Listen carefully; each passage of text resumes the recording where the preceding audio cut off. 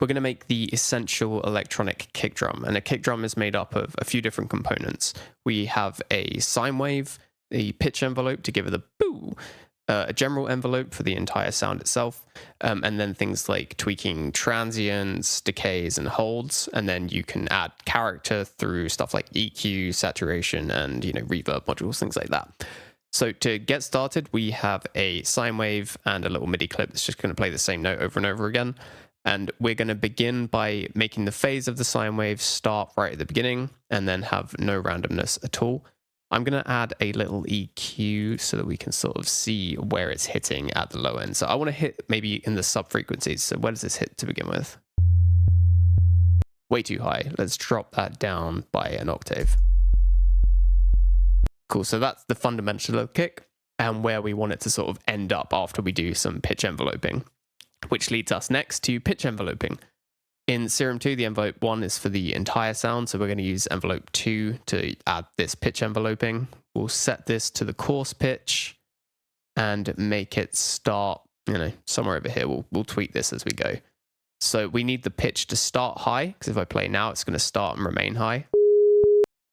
So if we take this envelope, pull the sustain all the way down, you'll hear it start high and then gradually get lower. In order to make this sound a bit better, because obviously it's a bit fast, it's a bit slow right now, we need to reduce the decay here.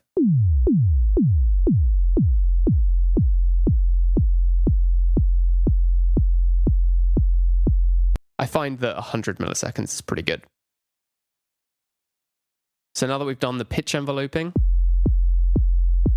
as you can see in the EQ, it starts up here, comes down to there. Now we're done pitch enveloping, we need to do the general envelope, because right now it's just, a really long sound. It will go indefinitely. So we need to bring the sustain of the entire sound all the way down. And then the same with the decay.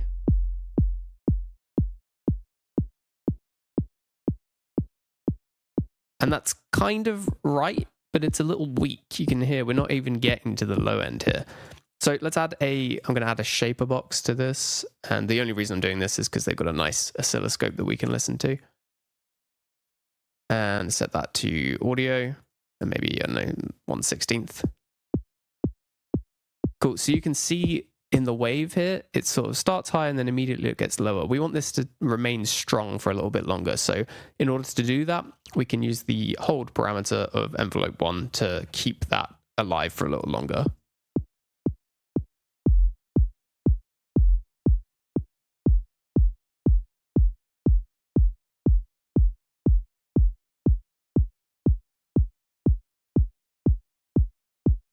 So I'm just going to manually set that to 50. Set the decay to 100. And then maybe the decay of this a little bit shorter. Let's see. Let's turn this up a bit too. No, I think 100's good. Cool. Now I'm going to mess around with the coarse setting again to sort of see where we want it to start. So this would be kind of a trancey sound.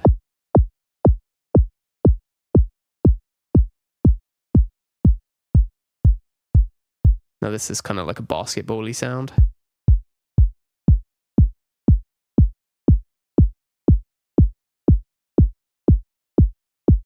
I think I like it around there, maybe a little lower. I think there sounds pretty good. So we can adjust the attack a little bit.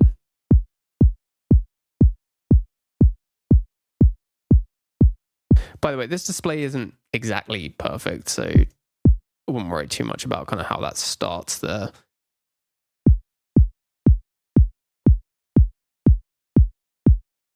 Oh, actually, I'm just kidding. It is perfect. So I pulled the attack of the envelope down all the way down, and it's kind of hitting a bit nicer there. So let's try this again. So I really like that sound. Let's bring this up. Cool. And with that, you have a kick drum. That's the essential kick drum. From here, you can adjust it however you like. You can do things like continue adjusting the coarse pitch. You can do things like adjust the decay of this if you want it to be a little longer. or you can change the pitch.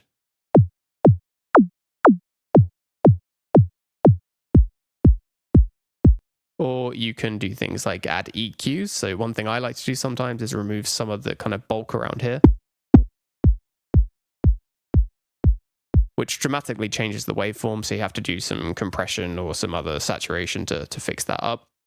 But in general, this is it. This is the kick drum.